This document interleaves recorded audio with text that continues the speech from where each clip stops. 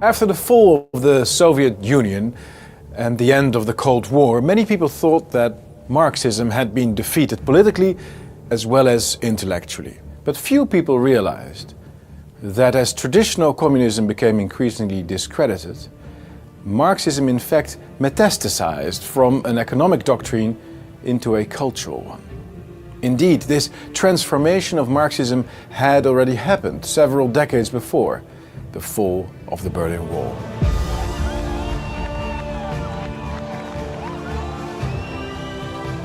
As Western countries have remained capitalist in name, most people do not associate our present times and politics with communist ideas.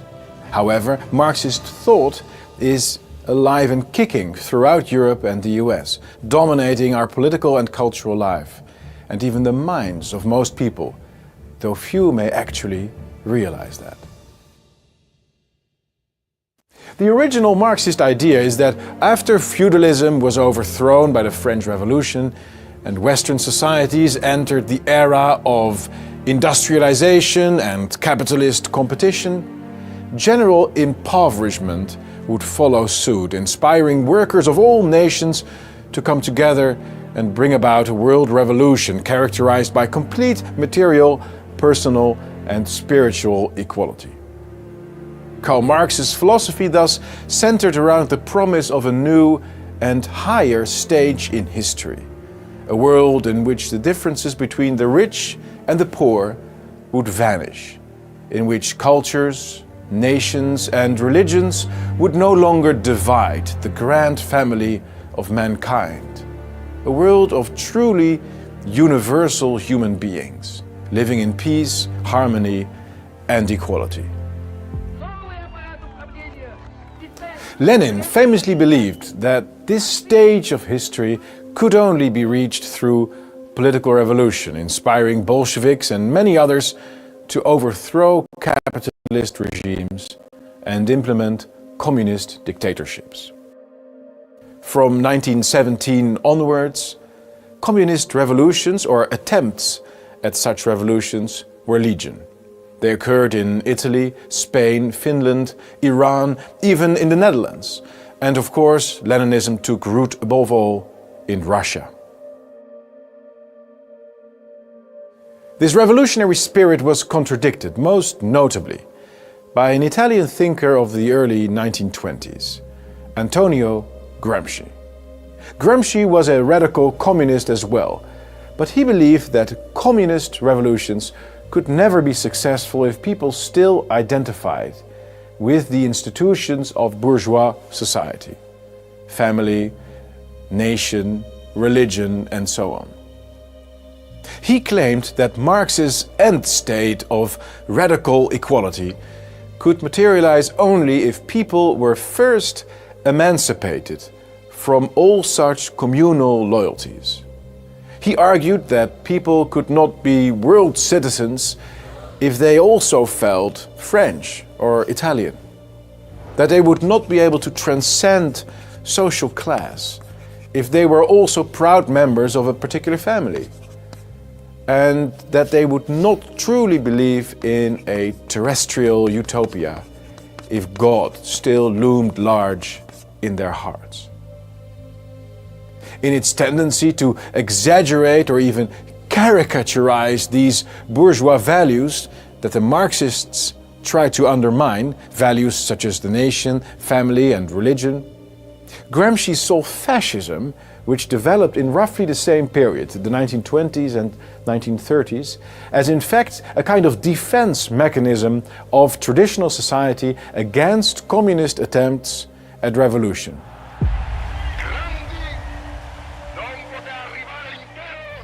This defense mechanism had to be dismantled first, he argued, before it would make sense to push for a communist order. Now, how could that be done? As fascism had shown, according to Gramsci, the attempt to impose radical equality through political revolution would only trigger a strengthening of nationhood, family and religious instinct as a form of defense mechanism. and as seems to have been vindicated by the re-emergence of national pride and religious life in former communist countries like Hungary, Poland and Russia, Gramsci was right in seeing it as such, and such attempts at political revolution could indeed be counterproductive to the communist cause. The true communists then, according to Gramsci, had to find a way to neutralize these defense mechanisms first. Only a long, surreptitious march through the cultural institutions of society and the subsequent weaponization of these institutions against bourgeois values could achieve this goal. It was only then, after decades of cultural deconstruction, that political revolution would finally start to make sense, according to Gramsci, and the Marxist end stage would eventually come within reach. Precisely these Gramscian ideas formed the basis of the immensely influential Institut für Sozialforschung, founded in Frankfurt in 1928, but relocated to the United States in the 1930s. Its members developed a form of cultural criticism, named critical theory, that was designed to undermine bourgeois values. The trick was to identify in every sphere of life the inherent power relations that exist within them and inevitably constitute some form of oppression, however small or trivial. The point was to discredit the institution or the hierarchy responsible for it. Schools, teachers, national politics, national history, sexual relations, the clergy, authorities in general, conventional clothing, and so on. The constant suggestion being that we would be better off without them. And this simple intellectual routine is what came to be called cultural Marxism, the structural undermining of bourgeois society by discrediting it with endless accounts of its supposed oppressiveness, and by presenting at the same time egalitarian or anarchist alternatives to its allegedly hierarchical structures. Sexual liberation, pantheist spirituality, atonal music, modern architecture, mass immigration, hagiographic non-Western anthropology, and so on. So Gramsci believed that social structures had to be dissolved for the Marxist revolution to succeed. But apart from calling for this deconstruction of bourgeois society, the critical theorists of the Frankfurt School also accepted Gramsci's analysis that fascism was essentially society's defense mechanism against Marxist or communist revolution. Therefore, anyone resisting critical theory was, to some extent, in their view, a fascist. This is what we now basically call political correctness, and it is essentially a slippery slope argument.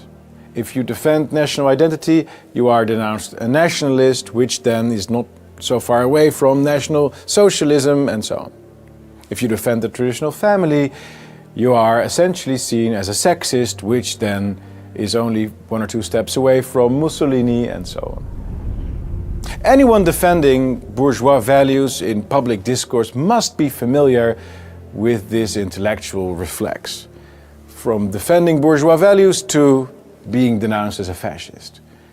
And it has been described with some irony as Godwin's law, of course, the watertight prediction that within 3 steps, conservative positions are always being linked to fascism. But the thinkers of the Frankfurt School actually believed this to be true.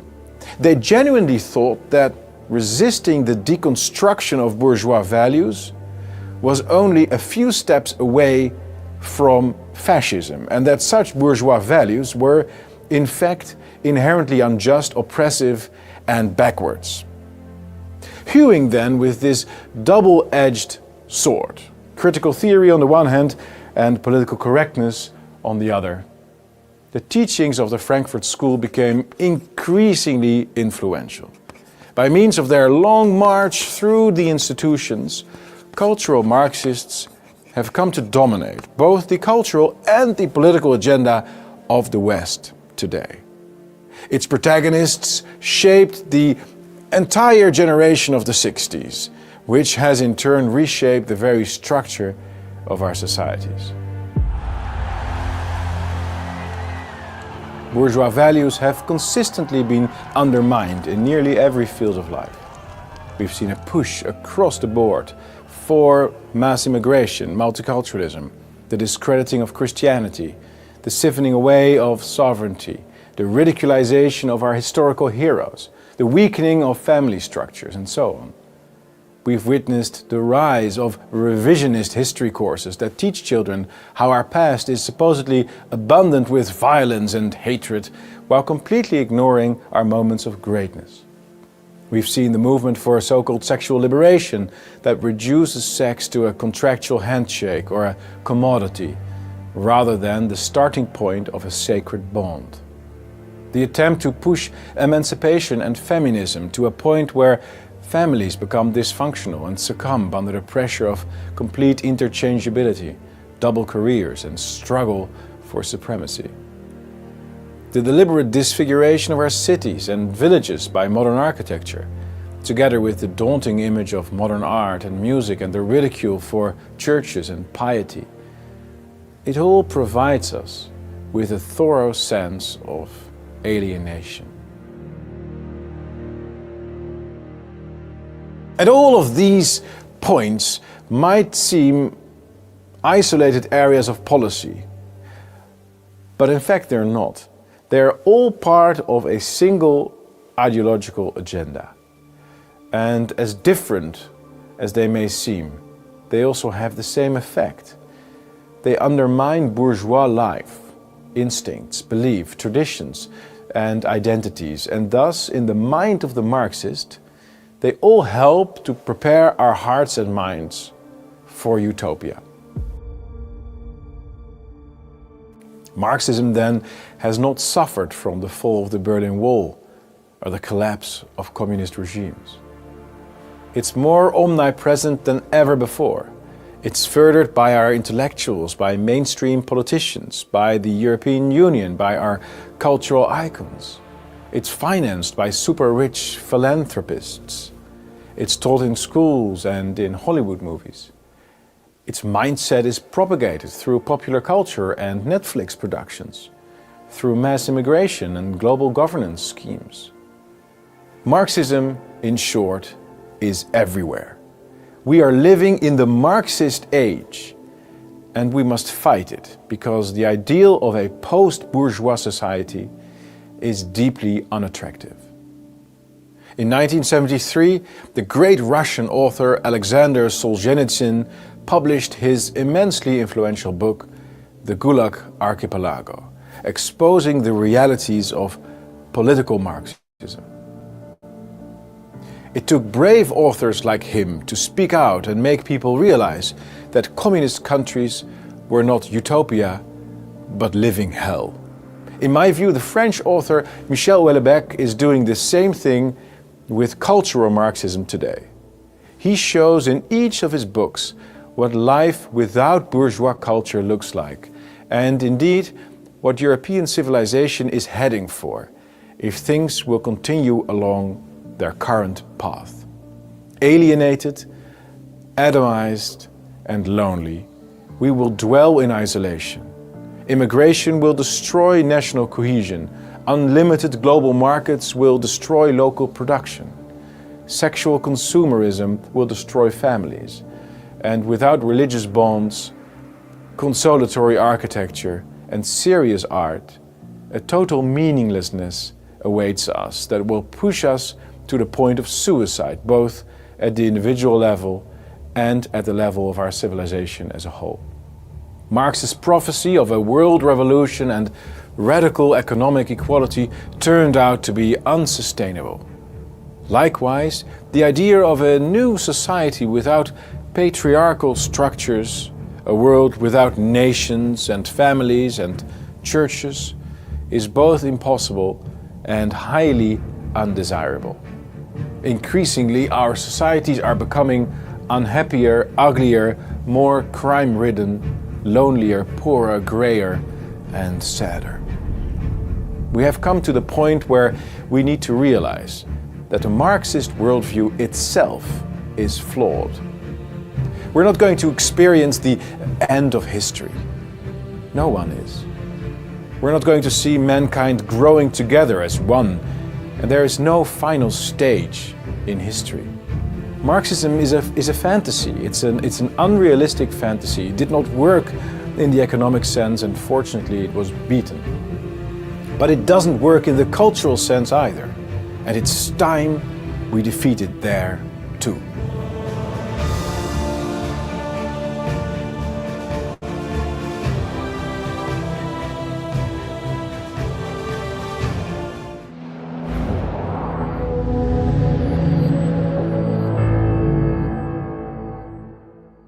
I now look to Thierry Baudat to continue the case for the proposition.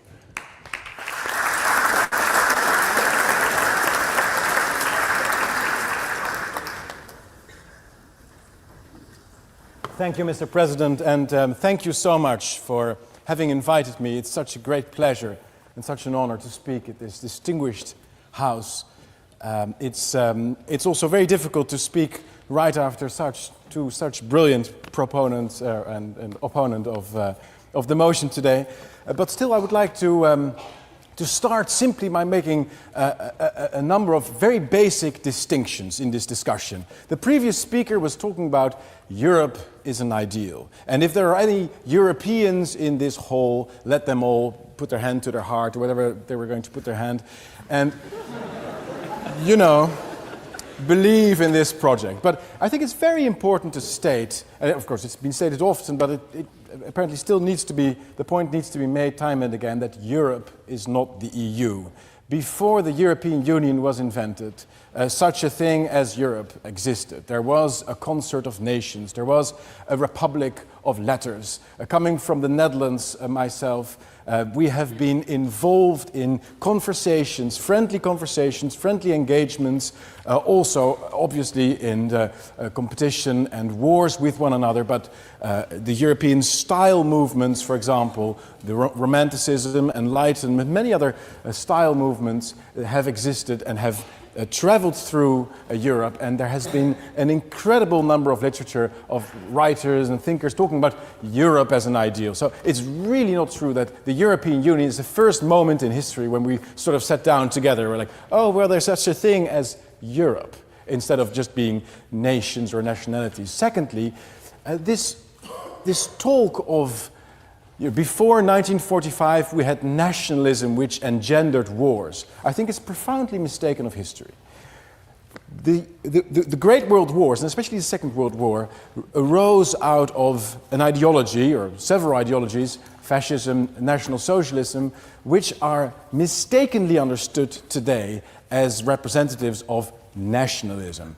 The racism that is the basis of National Socialism itself is a universalist doctrine. It's a universalist doctrine, not a national doctrine. The Germans were terrible towards members of their own nation, people that held German passports, whereas they wanted to include into the great German Reich people that were not members of their nation. So the idea that National Socialism is a nationalism is profoundly mistaken. Fascism is the same thing. Mussolini tried to recreate the Roman Empire by invading several countries in Northern Africa, elsewhere. So the collision, in the words of the previous speaker, between nationalism or provincial national thinking and, on the other hand, European thinking is mistaken. Indeed, I would even go as far as saying that it's precisely the ambition to supersede national distinctions that brought Europe to so many terrible wars. Over and over again, it was imperialism, the ambition to conquer other nations, the ambition to supersede one's own borders, one's own limitations, and bring into the realm other countries, that was the cause of such terrible wars that so terribly disfigured our history and our continent. That said, it's very important, I think, to talk about Europe, the European Union that we're talking about today, in rational terms. What is it exactly, this thing that we're talking about? So we're not talking about the European ideal, nor are we talking about really the origins of wars and peace. We're talking about an organization, an institution that's based in Brussels that does several things, at least three, I would say. And I would like to focus in my speech on two elements of it. So it provides an internal market, it tries to facilitate trade. Secondly, it has forced its member states to open their borders to one another.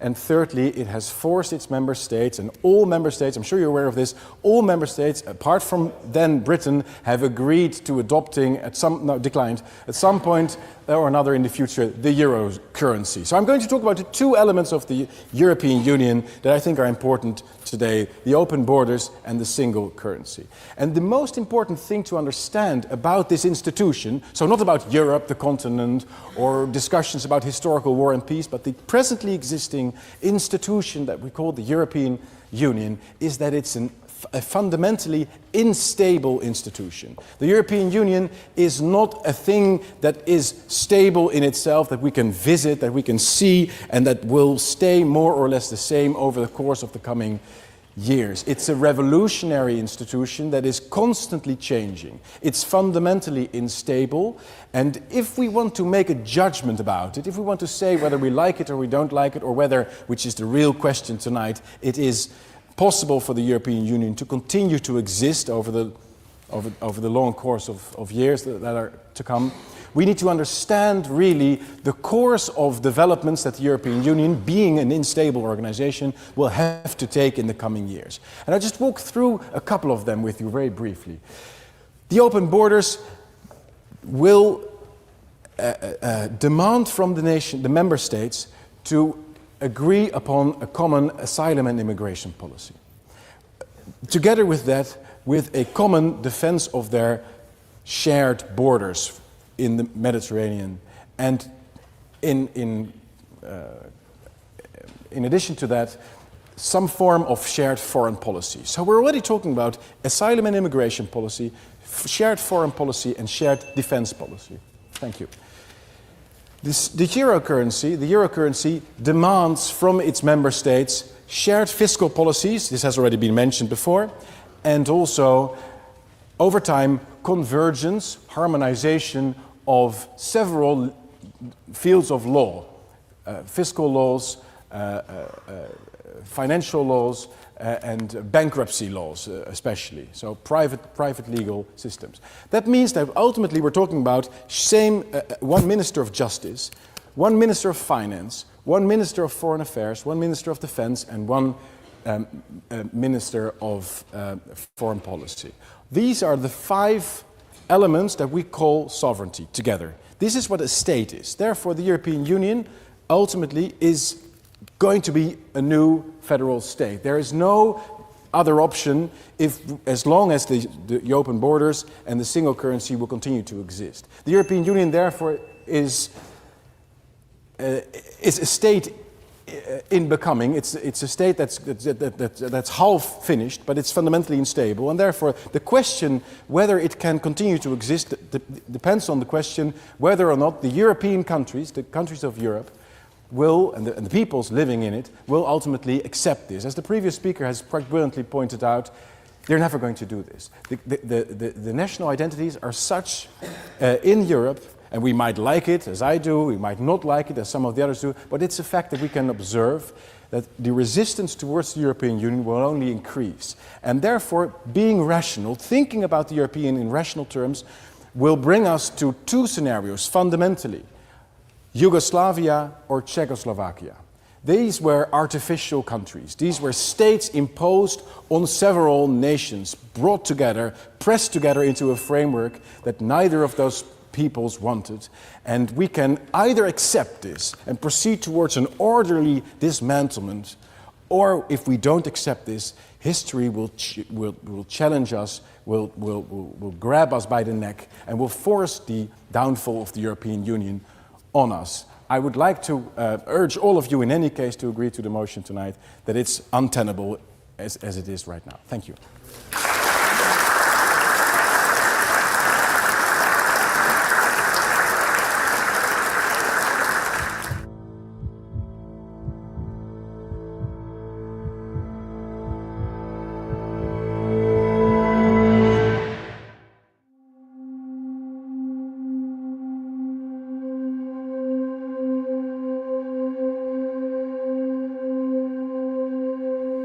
70 years of peace and prosperity.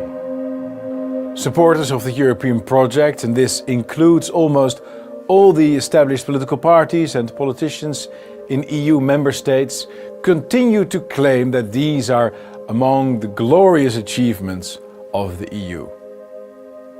But the European Union doesn't have anything to do with peace or prosperity. And the idea that without the EU, our countries wouldn't be able to trade with one another, or that Portugal would have invaded Denmark, is ludicrous.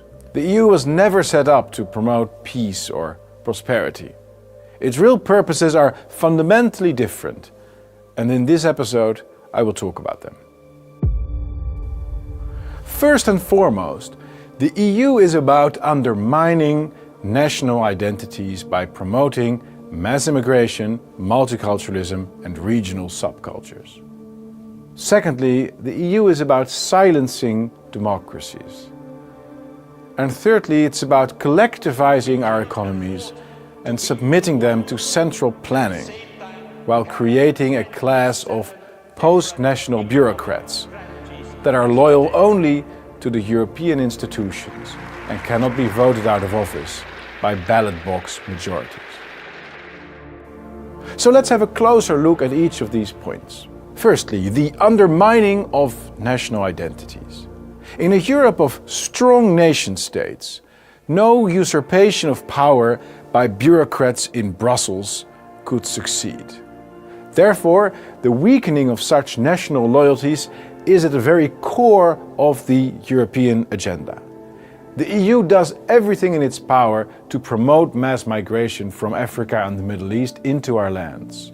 It promotes multiculturalism and Islamic festive days, while simultaneously sponsoring regional subcultures, regional languages, and even regional independence movements to undermine the nation-state. Secondly, the silencing of democracies. The European Union usurps ever more power from its member states, thereby hollowing out democratic policy-making on a national level. Monetary decision-making has already been completely centralized for those countries unfortunate enough to have adopted the euro. Due to the vast differences within Europe and within the Eurozone in terms of culture, work ethic and financial policy, this monetary union requires continuous financial transfers from the north to the south. And this is not a bug, this is not a mistake, but an inherent feature aimed at creating not only a monetary union, but also, inevitably, a political union.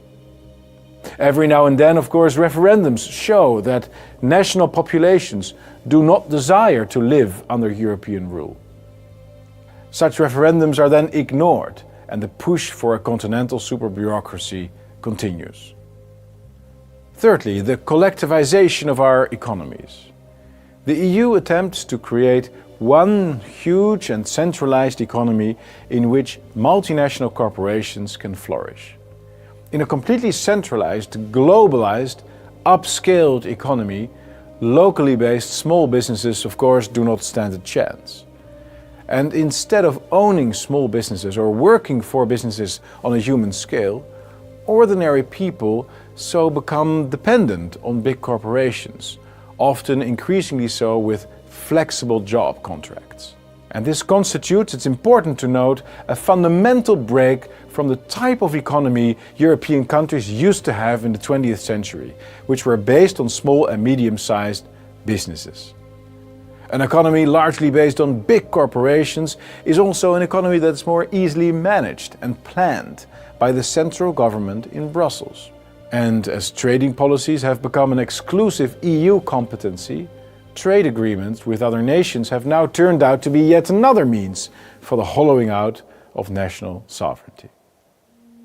And with these purposes in mind, the Eurocrats have, over the past decades, hollowed out our democracies, taken away our financial independence and our national currencies. They are taking our savings, diluting our national cultures, and slowly crushing our small and medium-sized businesses by imposing legislation that primarily suits multinationals. In addition, the so-called High Representative, the would-be European Minister of Foreign Affairs, has been provoking Russia ceaselessly, while supporting the disastrous Iran deal until the very end. The European project is one colossal disaster. And the fact that the establishment has to rely on blatant falsehoods, such as peace and prosperity and ridiculous claims, truly tells us all we need to know about the lack of a legitimate reason for the EU to exist. So we must reject it and fight it and defend our freedom, our democracies, our national identities. We've got to return to economies largely shaped by small and medium-sized businesses, to democracies in which decision-making power is as decentralized as possible, closest to the people. And we've got to return to nation-states that can all be proud of their national history, that maintain their identities, and that cooperate with other nations in our European family in freedom, peace, and sovereignty. And that is why Brexit, the British decision to leave the EU, is the right decision and an example that every EU member state should follow. It's also why I'm fighting for an exit and why I hope you will share this video with as many people as you can.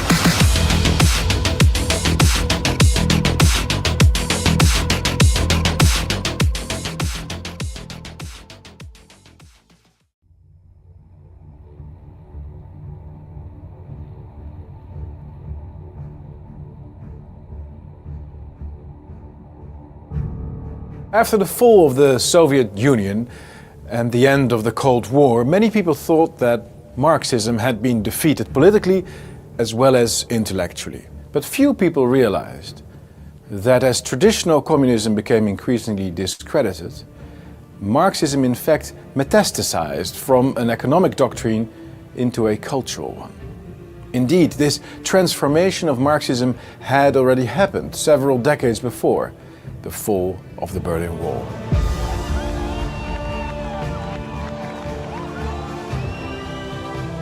As Western countries have remained capitalist in name, most people do not associate our present times and politics with communist ideas.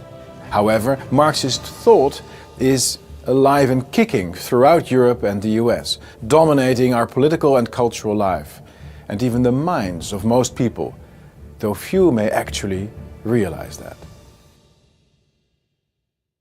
The original Marxist idea is that after feudalism was overthrown by the French Revolution and Western societies entered the era of industrialization and capitalist competition, general impoverishment would follow suit, inspiring workers of all nations to come together and bring about a world revolution characterized by complete material, personal and spiritual equality. Karl Marx's philosophy thus centered around the promise of a new and higher stage in history, a world in which the differences between the rich and the poor would vanish, in which cultures, nations and religions would no longer divide the grand family of mankind, a world of truly universal human beings, living in peace, harmony and equality. Lenin famously believed that this stage of history could only be reached through political revolution, inspiring Bolsheviks and many others to overthrow capitalist regimes and implement communist dictatorships. From 1917 onwards, communist revolutions or attempts at such revolutions were legion. They occurred in Italy, Spain, Finland, Iran, even in the Netherlands. And of course, Leninism took root above all in Russia. This revolutionary spirit was contradicted, most notably, by an Italian thinker of the early 1920s, Antonio Gramsci. Gramsci was a radical communist as well, but he believed that communist revolutions could never be successful if people still identified with the institutions of bourgeois society, family, nation, religion, and so on. He claimed that Marx's end state of radical equality could materialize only if people were first emancipated from all such communal loyalties. He argued that people could not be world citizens if they also felt French or Italian, that they would not be able to transcend social class if they were also proud members of a particular family, and that they would not truly believe in a terrestrial utopia if God still loomed large in their hearts. In its tendency to exaggerate or even caricaturize these bourgeois values that the Marxists tried to undermine, values such as the nation, family, and religion, Gramsci saw fascism, which developed in roughly the same period, the 1920s and 1930s, as in fact a kind of defense mechanism of traditional society against communist attempts at revolution.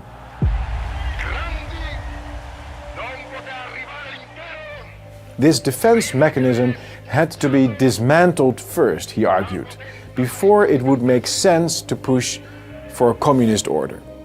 Now, how could that be done? As fascism had shown, according to Gramsci, the attempt to impose radical equality through political revolution would only trigger a strengthening of nationhood, family and religious instinct as a form of defense mechanism. And as seems to have been vindicated by the re-emergence of national pride and religious life in former communist countries like Hungary, Poland and Russia, Gramsci was right in seeing it as such, and such attempts at political revolution could indeed be counterproductive to the communist cause. The true communists then, according to Gramsci, had to find a way to neutralize these defense mechanisms first. Only a long, surreptitious march through the cultural institutions of society and the subsequent weaponization of these institutions against bourgeois values could achieve this goal. It was only then, after decades of cultural deconstruction, that political revolution would finally start to make sense, according to Gramsci, and the Marxist end stage would eventually come within reach. Precisely these Gramscian ideas formed the basis of the immensely influential Institut für Sozialforschung, founded in Frankfurt in 1928, but relocated to the United States in the 1930s. Its members developed a form of cultural criticism, named critical theory, that was designed to undermine bourgeois values. The trick was to identify in every sphere of life the inherent power relations that exist within them and inevitably constitute some form of oppression, however small or trivial. The point was to discredit the institution or the hierarchy responsible for it. Schools, teachers, national politics, national history.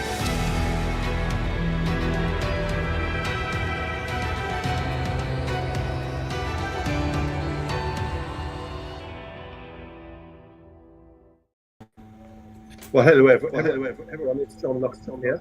I'm the director of FPD International, Forum for Democracy International. speaking to you this week in Paris. I'm absolutely delighted to welcome our co-host Aaron and our guest Aaron Day, the fellow of the Brown Institute, CEO of the Daylight Foundation, Chaylin Lim, who is an expert on cryptocurrency, and Tracy Thurman, who is, as I understand it, Tracy, lawyer for Roger Ver. We're discussing lawfare, the use of the judicial process against political opponents, and we're taking the case of Roger Ver as an example of this, but it's a subject we've discussed before. Aaron, perhaps I could start with you. How did you start to get involved in Roger Ver's case? Well, I actually started following Roger in 2012. In fact, Roger is the one who initially introduced me to Bitcoin. And I had done a podcast with Roger. He recently wrote a book called Hijacking Bitcoin. And we had just completed that. And it was like 3 weeks later that he was arrested in Spain. So I basically started following the case immediately from the time he was arrested and have been doing everything that I can to kind of get the word out since. And when was he arrested? I believe he was arrested in late April. The date was kind of fuzzy. Tracy probably has more specifics on that, but I believe it was late April. It wasn't released that he was arrested for quite some time, so I don't know the exact date. I believe he was arrested April 26th. Of this year? Yes, of 2024. Yeah.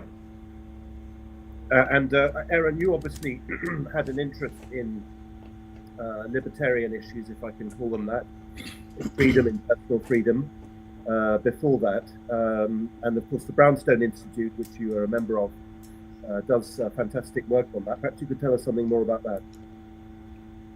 I've been a serial entrepreneur, and I turned into a political activist after one of my companies was destroyed inadvertently by the government. And so I became 100% dedicated to liberty activism, moved to New Hampshire as part of the Free State Project, which is a movement to get 20,000 people to move to New Hampshire and make New Hampshire the beacon of liberty on earth. And that's where I got involved with cryptocurrency.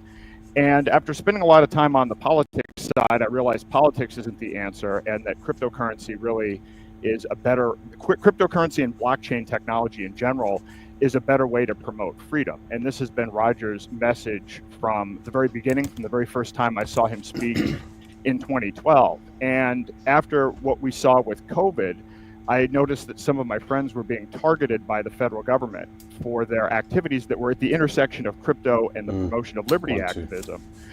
And the US government started cracking down completely on crypto, and I wanted to look into why. And it turns out that the cause of this, the cause of the government crackdown on cryptocurrency, is to shut off competition so that central bank digital currencies can be rolled out without any interference or friction. And so I have basically focused and spent 100% of my time educating people about the risks of central bank digital currencies, and then also teaching them how to use alternative currencies such as privacy cryptocurrencies, gold and silver as an alternative. CBDCs, which of course, Aaron, are used not to liberate people, but instead to control them, as many of their advocates have said. Tracy, you're Roger Ver's lawyer. He's, I believe, I'm actually not an attorney. Oh, I'm sorry. actually not I'm not an attorney. I am leading the campaign to secure a pardon for him, but I am not an attorney. Okay, but you're speaking, I think, on his behalf. You're leading a campaign to free him. Is he in Spain? He is in Spain. He is out on bail on the island of Mallorca. He is not allowed to leave the island and has to check in every couple days. He has to go to the courthouse and check in. So he's not able to leave the island at all. And when you say that you are seeking a pardon, surely a pardon is only for someone who's already been convicted.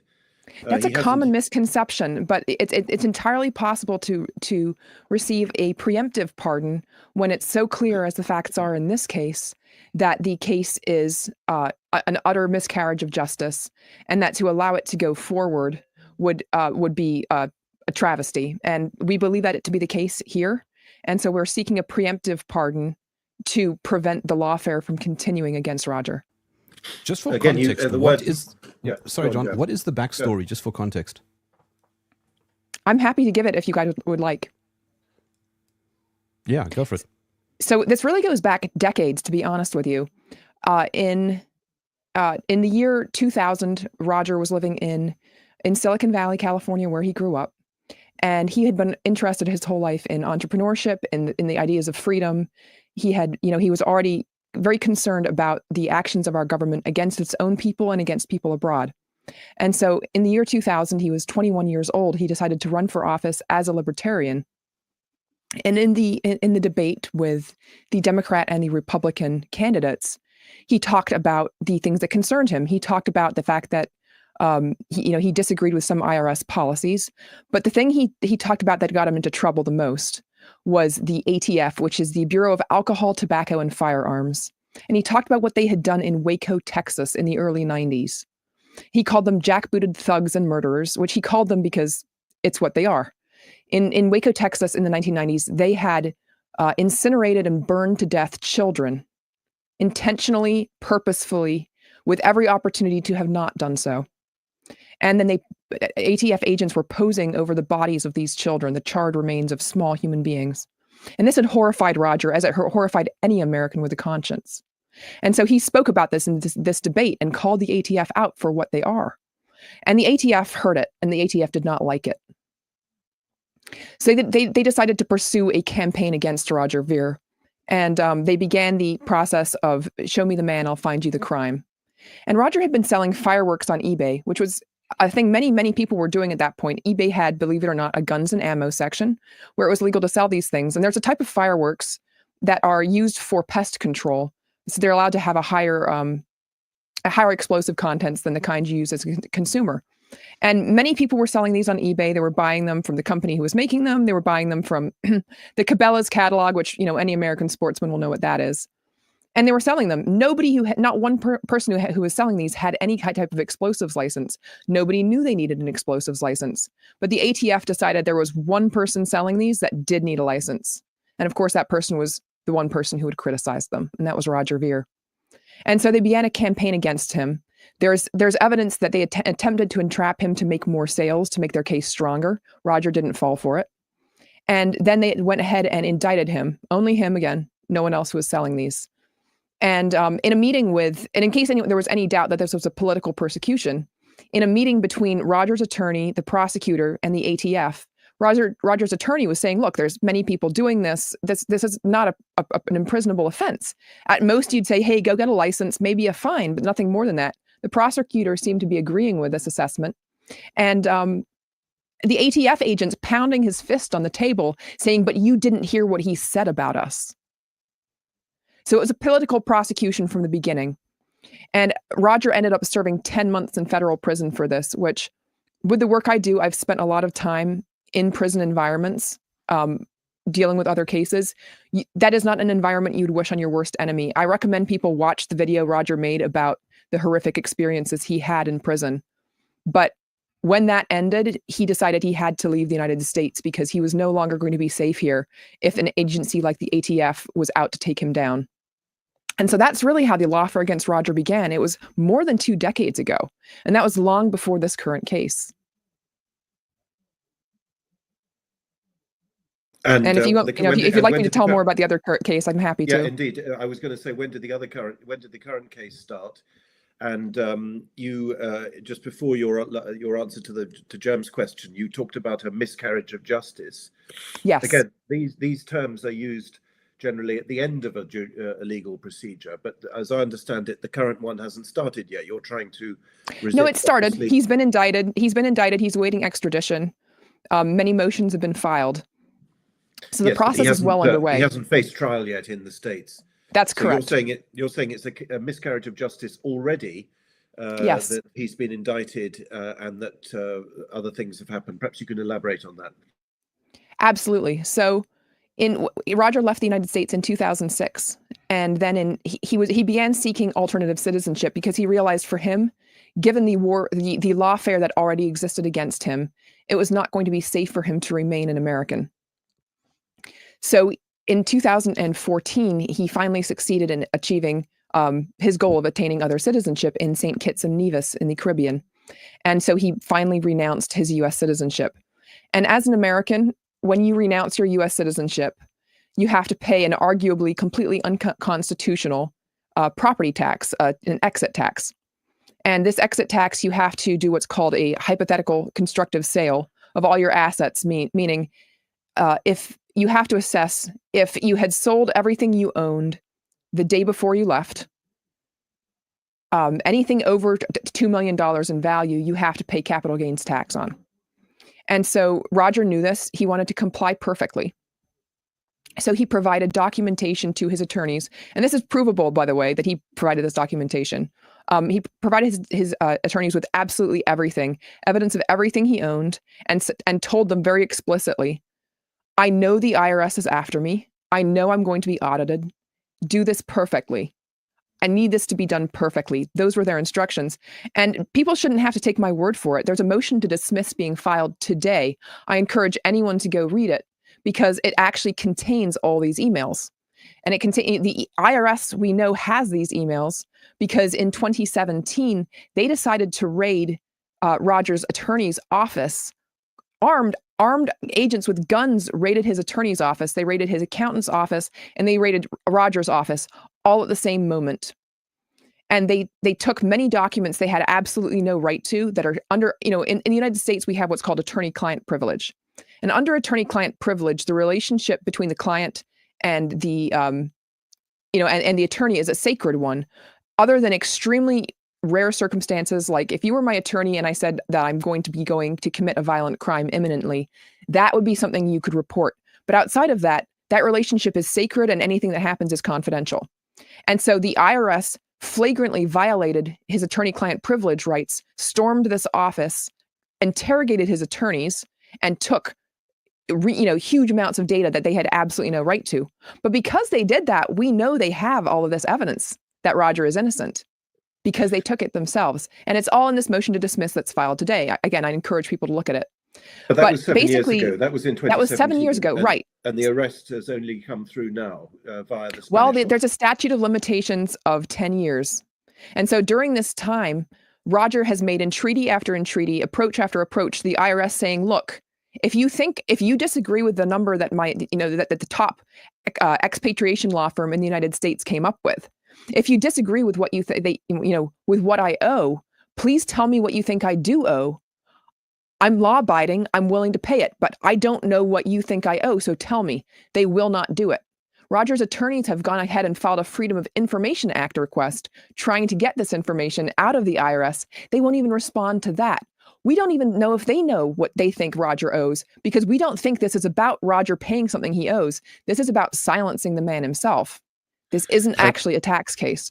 But yes, so he was indicted in as I understand it, and by the way, Aaron, and I'm going to come to Che in a minute, but you're welcome to jump in. You don't have to wait for me to ask you to speak if you want to say something. But as I understand it, the silencing that you're referring to, Tracy, is about his book in which he explains, or claims anyway, that the intelligence services are trying to penetrate cryptocurrencies in order to control them in the way that Aaron said a moment ago in his introduction. Is that your claim? That's part of it, but it actually goes far beyond that. You see, most people don't know, but Roger has been quietly funding movements that the U.S. government hates for a very long time. Roger has been funding the anti-war movement in the United States. He has been funding the anti-lockdown movement in the United States. He's been funding the medical freedom anti-vaccine mandate movement in the United States. He's been funding dissident economic organizations like the Foundation for Economic Education. And he's also, and probably most significantly, a major funder behind WikiLeaks and Julian Assange. And so I think that as much as it's about hijacking Bitcoin, it's about shutting down a man who has been quietly funding the resistance. Because if you can take him out, the resistance to the government censorship regime, to the government vaccine mandates, to the government lockdowns, all of this, which they could bring back at any time, the resistance to all of those will become far weaker without Roger. And I think that is at least as important as the story of hijacking Bitcoin and why they're doing this to him. And because he's been so quiet about it, the hundreds of thousands or even millions of Americans who have benefited from what Roger has done don't know what he's done, but the government does, and that's why they want him gone. Well, they don't know what he's done, and I think you can take a look at, even outside of hijacking Bitcoin, the issue of CBDCs more broadly. I mean, who is going after Roger? The IRS is going after Roger. What is the IRS? The IRS is a collections agency for the Federal Reserve. That is their function. The IRS was formed the same time the Federal Reserve was formed. How does money work? The federal government issues an IOU to the Federal Reserve, and the Federal Reserve creates money out of thin air in an Oracle database, and then the IRS serves as a collections agency for that. What Roger has been promoting is peer-to-peer digital cash for the world. From the very beginning, what he has been laser focused on is the fact that central banks and this form of money funds violence and war all over the world. So as we sit here today, potentially on the brink of World War III, this is something that the central banking model funds incredibly well and is responsible for structurally. And so Roger has been out promoting alternatives. One of the things that we learn about Bitcoin is that Bitcoin can be tracked. You can actually find out who is moving, whose transactions are whose, because it's all stored on a public blockchain. One of the other things that Roger was doing immediately before he was arrested is he's been promoting privacy coins as an alternative to CBDCs. In particular, he introduced me to a cryptocurrency called Xano, which is a privacy cryptocurrency, and this actually goes right to the heart of central bank digital currencies and what they're trying to build. And just to talk really briefly about the end game here, what they're literally working towards is a scenario where we have a single global digital currency backed by energy credits that is tied to a social credit system that is essentially made up of the components of the UN 17 Sustainable Development Goals. So they're looking at digitizing and tracking not only money, but all of our non-monetary assets, stocks, bonds, our homes, our cars, our computers, all of our physical assets. And Roger was out there promoting alternatives to that. So I look at it in some way where they wanted to stop Bitcoin Jesus from becoming Xano Zeus. Che, I think you agree with that. You're a specialist on cryptocurrency, and I think that perhaps you'd like to give us your assessment of the political significance of Roger's arrest. Yeah, so the reason why I entered the libertarian space was 2008 when I watched the Ron Paul movement, and back then I was very ideological. I thought that through politics we could change society. Until I discovered Bitcoin, then I thought, you know what? The masses have given up on capitalism. Those who still believe in capitalism should give up on the masses. Let's try and create our own societies using the technologies that bring people closer to the worldview we have. And I believe that politics, or trying to convince people in a political way, it doesn't really help very much. Instead, we can try to promote technologies like crypto and blockchain and bring them closer to us. Because fundamentally, crypto for me is about self-sovereignty. And when I think about Roger Ver, I always see him like the Bitcoin Jesus guy, the guy who actually walks the talk, the guy who's not only intellectually a libertarian, but a practical libertarian. This is something that the world is missing. So from that perspective, I fully understand why Roger Ver is promoting privacy coins. I fully stand behind that. He has such a huge influence on the space. So yeah, he is a threat to society and a threat to CBDCs, like Aaron said. Aaron, you did indeed just say something very interesting. You said, which I hadn't, I suppose, realized, or but only half realized, that Bitcoin can be tracked and your payments can be tracked. Can you perhaps explain that to me and to our listeners, and the difference between the fact that there are these other currencies of which you say that they are indeed completely private? So Bitcoin is a public ledger. So essentially, you can look at Bitcoin as a form of a database. Usually, most of the economy runs on central databases, like a Microsoft database or an Oracle database, and these are databases that are centrally controlled and where you can go in and edit transactions. But blockchain changes that. And with Bitcoin, every 10 minutes, new transactions are added to the blockchain. And you can't reverse these transactions.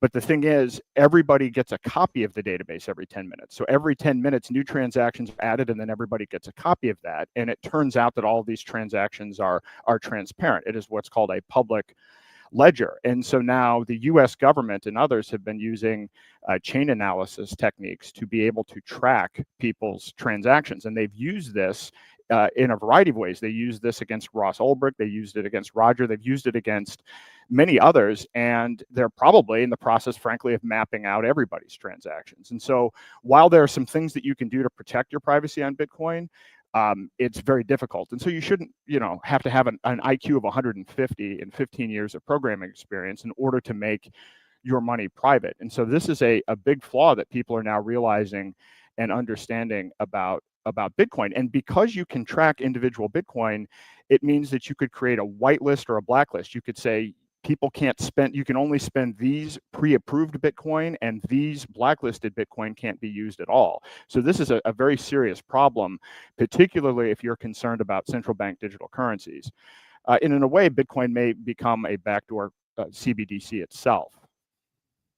But surely the traceability applies to any form of scriptural money, even a very primitive form of scriptural money, like a check.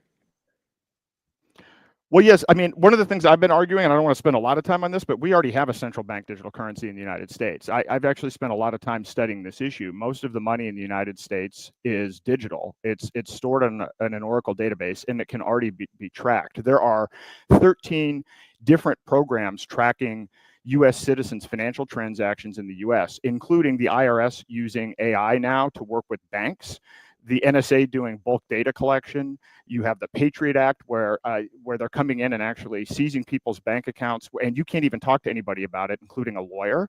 So I would actually argue we already have a CBDC. It's now just about the layer of tyranny that we're at, and everybody is ratcheting up tyranny. No one is, from the standpoint of at the government level or at the central bank level, reducing the amount of tyranny. It's only going in one direction. And so there are technologies and blockchains that are privacy focused, where all of the transactions are not open and available on a public ledger. And those are the kinds of things that Roger was trying to introduce to people.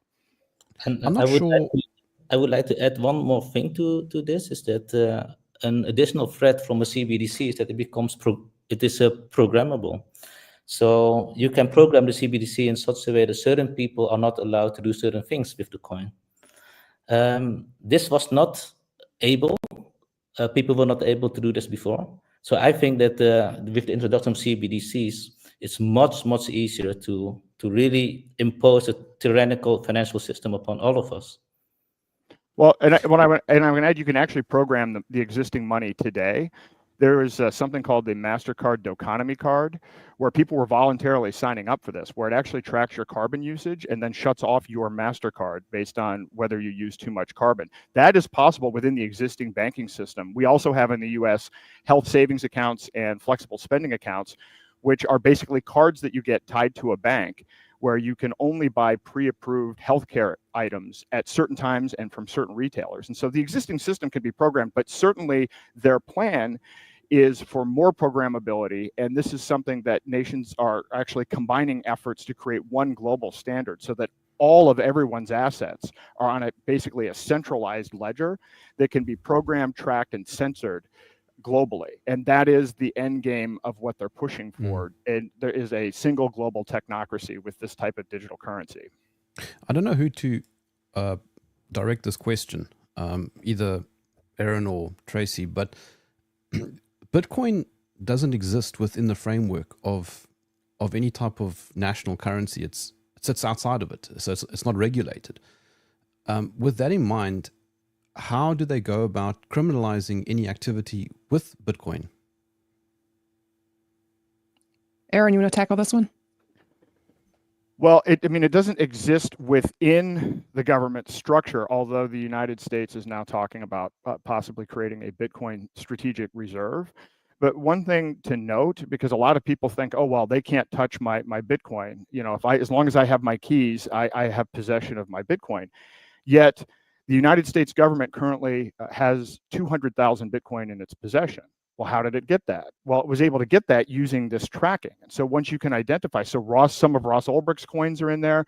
Ian Freeman, there are several people and situations where the government was able to identify the coin, and what they basically then say is, well, yes, you can hold on to your keys and not transfer the coins over to us, or you can stay in a cell for the rest of your life. And so hence people have been turning over their Bitcoin, and now the United States government has a reserve. I wouldn't call it a reserve. It has 200,000 that have Bitcoin that have been seized through civil asset forfeiture.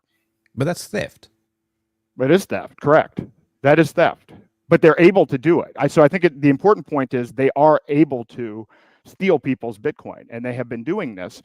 And because the next stage of this is the IRS is going to start in the United States requiring people to report their self-custody crypto holdings on their tax returns. And so the next step from that is going to be you're going to have to register your Bitcoin. And then you're only going to be able to use Bitcoin that are on a pre-approved list for merchants and for commerce within the United States. This is the natural progression of how this is moving. And if you look at it, and again, Roger was all about saying Bitcoin is about peer-to-peer digital cash for the world. It's something that people can use on a day-to-day basis outside of the banking system.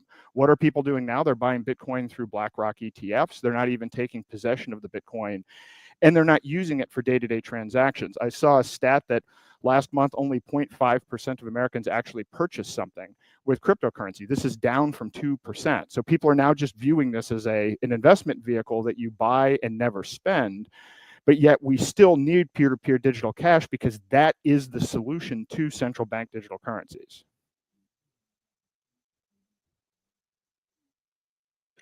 On the other hand, we all have to pay our taxes.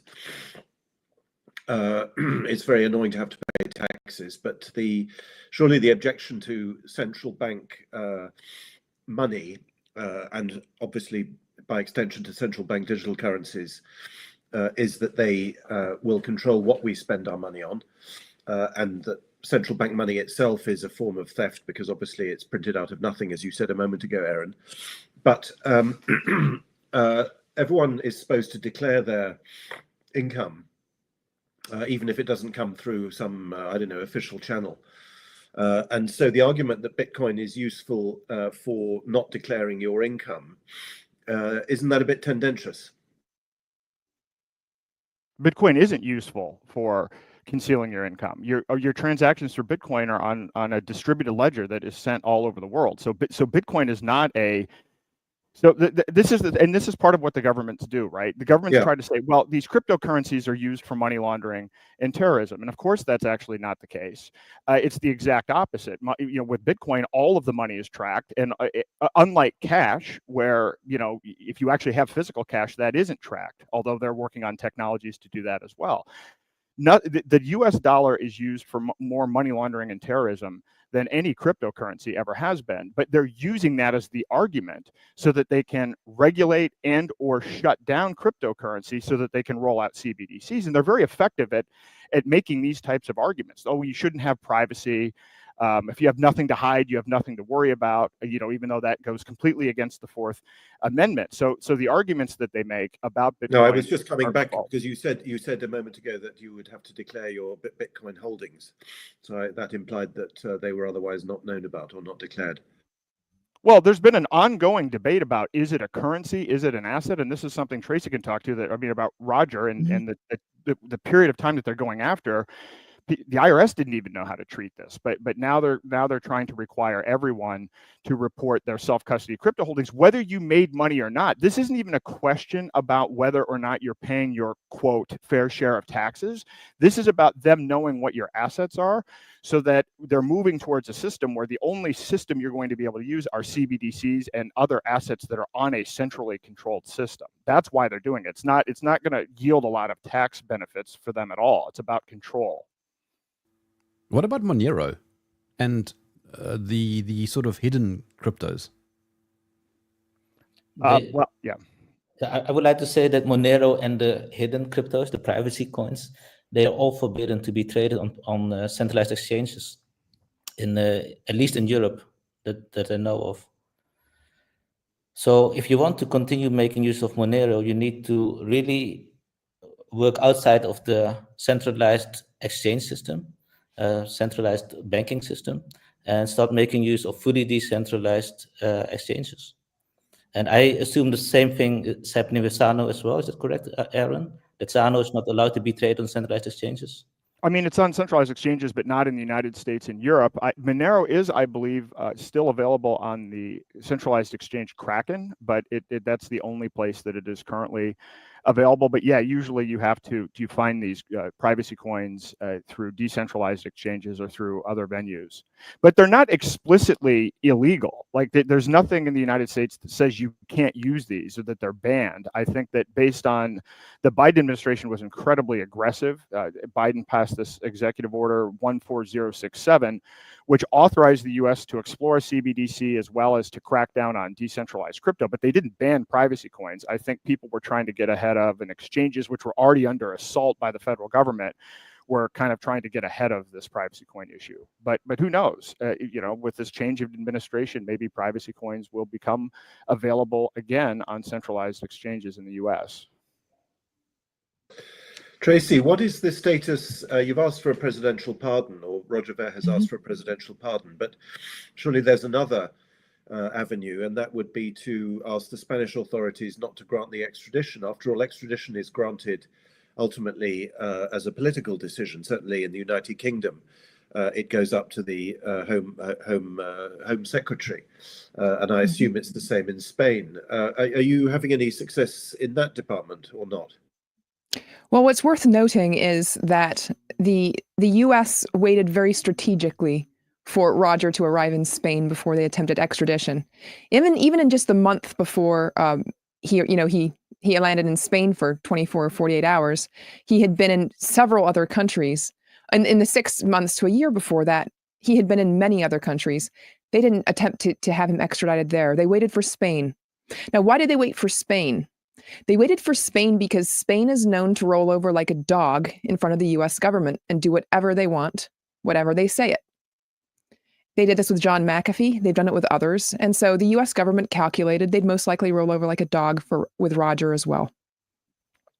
We are awaiting a decision from the Spanish government on this.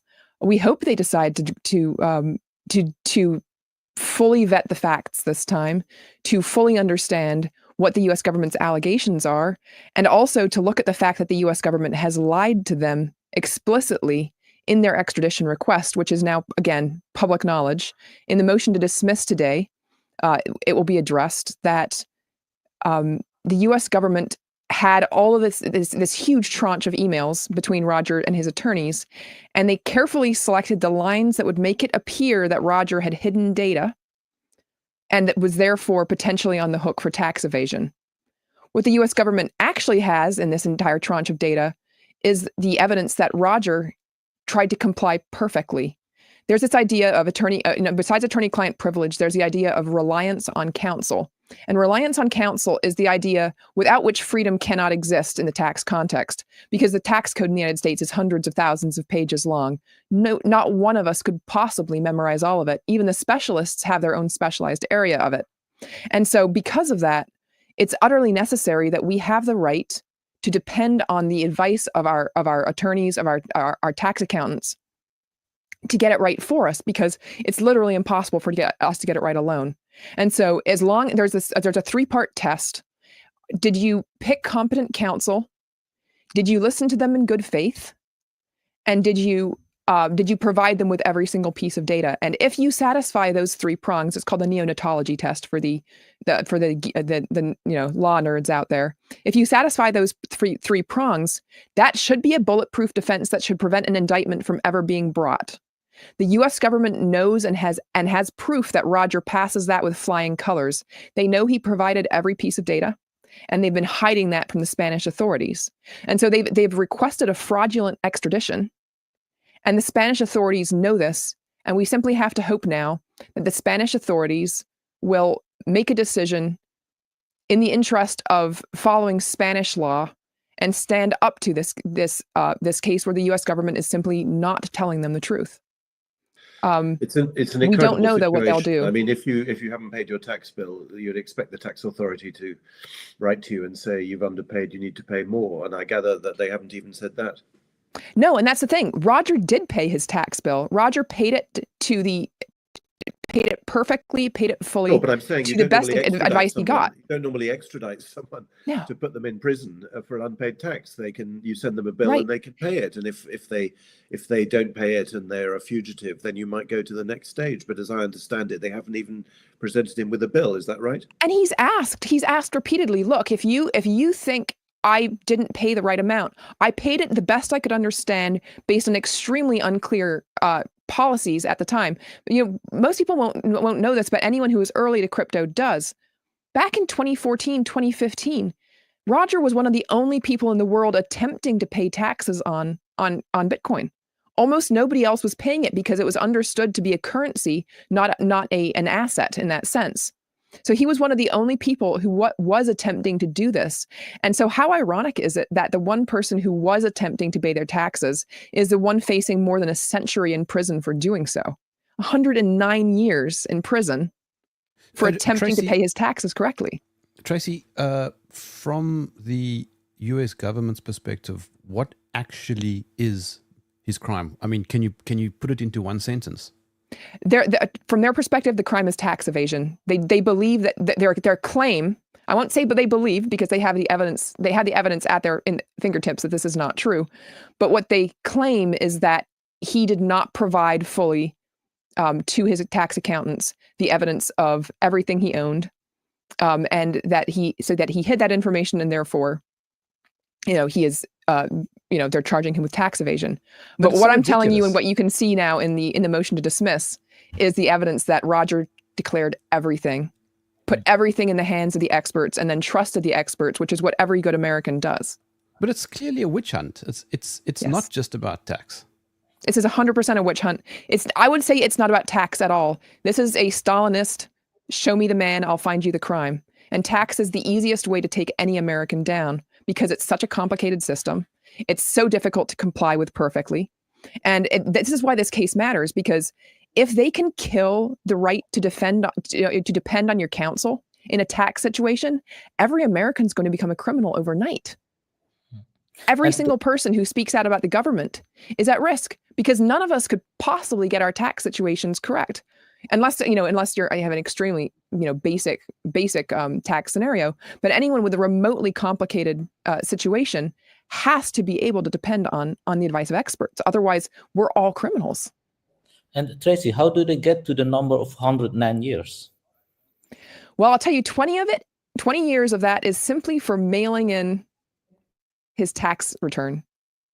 It's a mail fraud. 20 years alone is for putting his taxes in the mail. This is how the U.S. government works. It's insanity. But so the other charges, I don't have off the top of my head exactly how many years are for which. But that should give you a good taste, right? The 20 years is for putting something in the mailbox. But that is how the American judicial system has worked now for a very long time. Yes. Using what I would call and have called mafia tactics. Yes. We saw it obviously with Donald Trump, where he was accused of a slightly similar thing, as I understand, overvaluing his portfolio. Well, which property developer has not done that? And anyway, that's not exactly it may be financially wrong, but it's not exactly a criminal offense. And obviously that was political. But also going back in time, one of Trump's associates, Paul Manafort, who was originally involved in Russia, or allegedly involved in Russiagate. In the end, they ended up getting him, I think, on tax evasion. And in that case, if I'm not mistaken, they said to him, "Look, we've got this stuff on you on tax. You sing on the other stuff, and we'll reduce your sentence." So it's pure mafia tactics. Absolutely, there's no question that this is pure mafia tactics, and I'm glad to hear you say that, because I think 10 years ago, very few Americans would have understood that. But in the last 4 to 5 years, the boot has been on the face of far too many people, including Trump himself, right? And we're hoping that Trump will look at this case, look at what has happened to himself, what's happened to Jeff Clark, what's happened to Ken Paxton, what's happened to Tulsi Gabbard, what's happened to Matt Gaetz, what's happened to Bobby Kennedy Jr., what's happened to so many of the people around him. And he'll recognize this is a pattern. This is a pattern of lawfare. This is a pattern of mafia tactics. And this is a pattern of persecution against anybody who disagrees with the regime. And Roger is one of those people who is being persecuted. And we hope that Trump will be able to look at this, spot the pattern, and see this needs to end. This needs to end now. There's no point letting this play out, letting this poor man sit in prison for years, waiting for it to play out, because I can assure you, if he's extradited to the US, the chance they're going to want to give him bail is very low. He'll be sitting in a gang-infested, dangerous, violent cage, awaiting trial by a government who clearly has been out to get him for 24 years now. But so we need it Tracy, to end before they get a chance to do that. But Trump wasn't very kind to Assange. The people around Trump were not kind to Assange, particularly. I do not know to what degree Trump himself had a role in that. I do know that on Trump's last day, he was essentially told by Mitch McConnell that if you pardon Julian Assange, you will be impeached, you will be indicted, and we will take you down. Now, so and then Trump made the decision at that point to cave to the threat. We all know how that worked out for Trump when he caved. Did it prevent him from being impeached? Did it prevent him from being indicted? It did not. And so we're hopeful that this time around, Trump has become wiser. Trump has become more savvy. Trump has become more aware of the tactics and the tools against him, and that Trump will decide this time is the time to stand up. Erin, I expect you agree with our analysis. It's one of the great paradoxes of American life that it's a highly litigious society. Everything is litigated. There are more lawyers probably than any other profession in the phone book, and yet the country seems to be descending ever further into lawlessness. Yeah, I mean, that is absolutely the case. I mean, I've been the victim of lawfare myself. I had to spend 5.5 years in a lawsuit trying to work my way out of it related to political activism. And, this is something no one's even heard of. So this has become common, and there are these little catch-alls that they can use. They can charge you for conspiracy. I have a friend that they went after him for money laundering. They dropped the money laundering charge, but ended up convicting him for conspiracy to commit money laundering. So they have all of these little knobs that they can pull to basically go around the Constitution and go around law to use these other processes, and they use it very judiciously. And the thing is, if you actually look at, I think I'm pretty optimistic about Trump for a variety of reasons on this. One, he has agreed to commute Ross Ulbricht's sentence, and I was in D.C. at that libertarian event when he announced that. But then also, Trump has also been targeted directly by the IRS. He has been subject to multiple audits, and he's also had his attorney-client privilege breached with Michael Cohen. So I think that there are real strong similarities between the two of them, and I think if we can get the word out there and just get this on his radar, I actually think he'll be very empathetic to what's going on with Roger. Yeah, and you haven't even mentioned Steve Bannon. Right. As another victim of lawfare. Yeah, what Steve went through is absolutely horrific. Absolutely horrific. And I think that at this point we're almost in the place where you can tell who's an effective advocate for freedom. You can tell who's an effective resistor to the regime. You can tell who is a threat to tyranny based on who they go after and how viciously they do so. And Steve Bannon was a victim at a level that few were. He's an incredible hero, and we're hopeful that Steve Bannon as well will see what's happening to Roger and see in Roger a brother in arms and somebody who should not have to suffer what Steve has suffered over the last few months in prison. Jam, you want to go ahead? Sorry, there we go. I was looking for my button. The location he chose, what's it called? I keep forgetting the name. Yes, I mean, I had never heard of that island until he went there. Why there? St. Kitts is an absolutely beautiful place in the Caribbean. There are many people there who are freedom-minded, which if you're choosing to free a country that's tyrannically oppressing you is no small thing. St. Kitts also allows for citizenship by investment, which is key if you're looking for another place to call home. Where you don't have to marry a local, you don't have to be born there, because in many countries, of course, that's the case. So that's why he chose St. Kitts, and he also loves St. Kitts. It's a beautiful place. I would encourage any of you, if you get a chance, go visit. It's lovely. It's like an upper class version of Jamaica. I can assure you, it's not very much. It's very much unlike Jamaica, Jam. But now you say he's in Spain, which is interesting because John McAfee's body, when I last heard, was still being held by Spanish authorities, which is very suspicious. he was not planning to be in Spain for more than 48 hours. He was there for a conference, and they arrested him while he was there. They'd clearly been tracking his movements and waiting. And what's called jurisdiction shopping, right? They had been waiting for him to land in a place that they thought would roll over and cooperate, without looking closely at the indictment, without scrutinizing it and saying, does this match our laws? Does this match the US laws? What's missing here? And we believe that they chose Spain because they thought Spain, based on what had happened to McAfee, who, by the way, was a friend of Rogers, that Spain would be the place they could get this done most easily with the least scrutiny. And we're hoping Spain does not prove them right. Aaron, if you're relatively optimistic about Trump, then you must think that, as I think Tracy suggested a moment ago, that people are beginning to understand what's going on. There's a wider understanding of the abuses being committed by the American state and by the IRS. In other words, that it goes beyond the personality of Donald Trump himself. Well, I think this election showed that. I think that the fact that leading up to the election, people had their theories. It was going to be, razor thin, and this side is going to try to steal the election this way. This side is going to steal the election the other way. And clearly that wasn't the case. Trump won with a clear mandate. But the other big thing that came out of this was mainstream media in the United States is practically dead.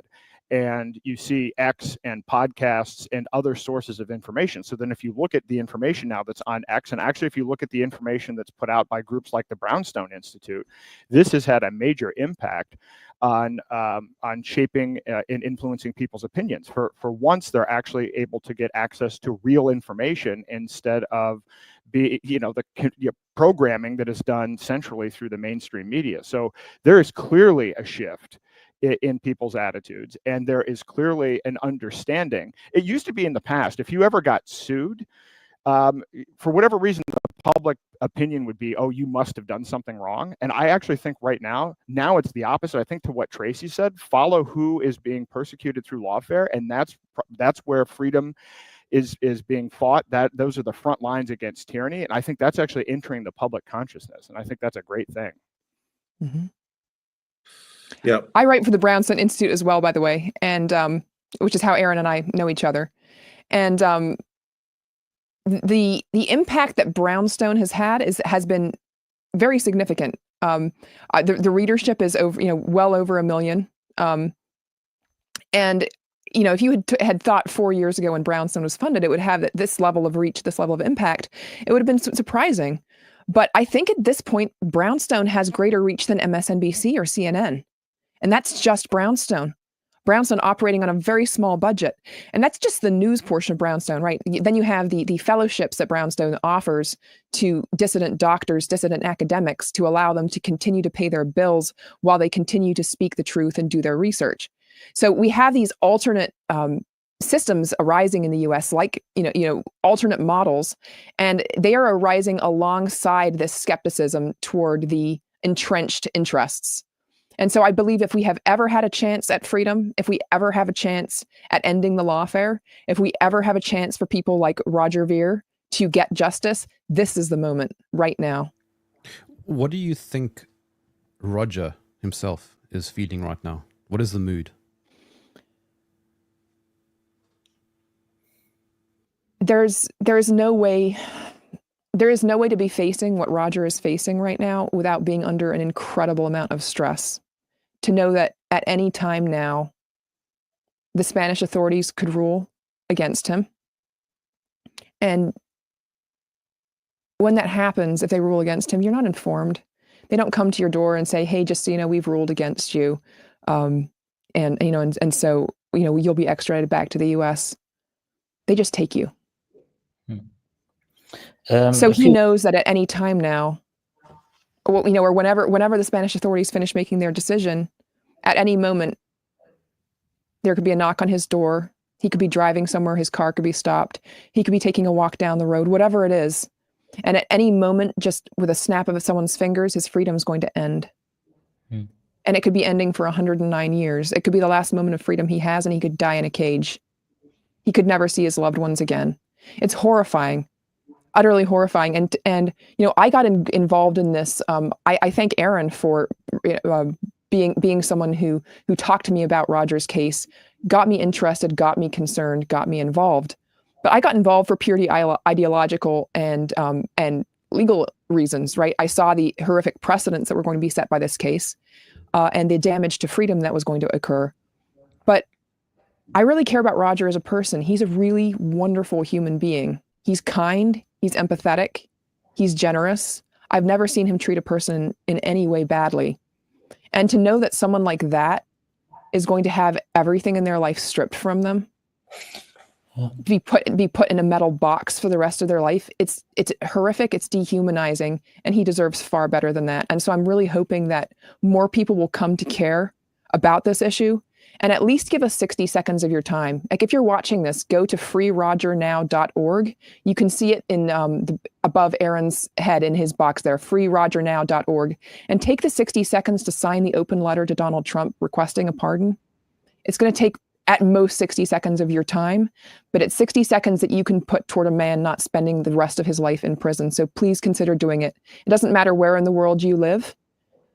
Anyone can sign this and anyone can support. So we thank anyone who's willing to do that for stepping up and helping. You know that, yeah, go ahead, Jay. You know that 3 weeks ago, when I first met Roger, I could see how incredibly kind he was. He was like, have you downloaded the Seno wallet? I said, no. Please download it. Here, I give you some Seno. He immediately gives you $100. He's so extremely kind. And it really makes me so sad to think that a person like Roger could end up in jail. But at the same time, I asked him the same question, like, what is your mood now, Roger? And I can see that he's trying to be very optimistic. I cannot see that he's very stressed, although I understand he is stressed. So considering the circumstances, I think Roger is very strong. That's a very admirable attitude to have at this moment. Tracy, what is your mood? Very. Oh, sorry. Go ahead, John. Tracy, I was just asking, what is your mood? Well, Are you optimistic? I have hope. I absolutely have. If you had asked me before the election what our chance of success was, I would have told you that it entirely depended on the outcome of this election. So I am not by nature a very political person. I'm known in the U.S. for my work to defending farmers and food freedom. I'm not known for I've been involved in the crypto space for some time, but that's not what I'm known for. But this case was worth dropping everything for. So what my mood is laser focus on achieving a pardon for Roger. I've dropped everything else in my life to get this done. And I think if we ever have a chance, this is the moment. This is the moment in time to get it done because of the massive realignment, the massive shift in public views on lawfare, the massive awareness that we have, and the fact that we have an incoming administration that's quite literally staffed almost entirely by victims of lawfare. So if we ever had a shot at the decision makers recognizing what's occurring here and stopping it, this is that time. Tracy, you spoke very movingly just now, but surely there is a judicial procedure. There was a case in the High Court in London just prior to the final stage of what then turned out not to be Julian Assange's extradition. Surely there must be a similar last hurdle in Spain, no? Yes. So Spain has a step 1 and a step 2, and so if you get a ruling against you at step 1, then you move to step 2, and step 2 is where you would find out, where you would not find out the outcome until they take you. Okay, good. Well, let's hope that with raising profile, at least perhaps the campaigners and Roger Ver himself can take it to step 2. Aaron, is there anything else you want to add before we wrap up? Well, I've started talking about this case in May, and I don't know Roger that well. I met him one time in 2012. Most of my interactions with him have been about political situations or lawsuits, not this lawsuit. And so I've had the opportunity to travel around the U.S. and travel now outside of the U.S. And everywhere I go, I hear more stories about how Roger has helped somebody out. I was just in Mexico City at a conference, and somebody said, oh yeah, just a few miles from here, Roger helped fund rebuilding homes for the people in the local community. I've actually heard from people from every continent except Antarctica. I've heard from people from Africa. I've heard from people from South America. It is incredible how many lives he's touched directly through his generosity and his financial support, in addition to the 40 different projects that he's listed on his website. So to me, I believe in this so strongly that, I have 14-year-old twins, and they've actually helped in some of these efforts. My daughter helped design a T-shirt. My son helped work on a website, because to me, this is the clearest case of right and wrong from a morality perspective that you'll ever find. I would agree with that. Well, listen, you've all been absolutely fascinating about this. Thank you very much indeed, Aaron Day, Tracy Thurman, and Chaylin Lim for your kindness in giving us your time. And I hope that in our own small way, we'll be able to raise awareness of this among our own viewers. Thank you all very much indeed for joining the forum, and we look forward to seeing you all again at the same time next week. All the best. Thank you. Goodbye. Thank you.